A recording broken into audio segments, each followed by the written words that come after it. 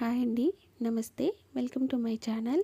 ఈరోజు నేను మీకు ఒక simple and healthy sweet recipe చూపించబోతున్నాను. దీనికోసం ఫస్ట్గా స్టవ్ ఆన్ చేసి ప్యాన్ పెట్టి అందులో 2 గ్లాసెస్ మిల్క్ యాడ్ చేసుకోవాలి.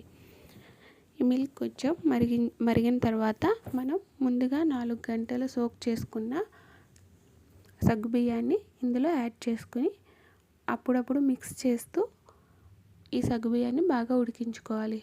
ఈలోపు మరోపక్క ఒక 2 టేబుల్ స్పూన్ కస్టర్డ్ పౌడర్ తీసుకుని అందులో కొంచెం మిల్క్ యాడ్ చేసి ఉండలు లేకుండా బాగా మిక్స్ చేసుకుని పక్కన పెట్టుకోవాలి.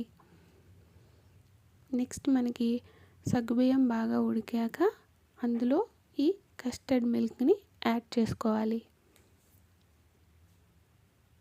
ఇలా మనకి సగ్గుబియ్యం ఉడికాయా లేవా అని తెలుస్తుందండి. సగ్గుబియ్యం పైకి వస్తాయి. సో ఆ టైంలో కస్టర్డ్ మిల్క్ని ఇందులో యాడ్ చేసి బాగా మిక్స్ చేసుకోవాలి.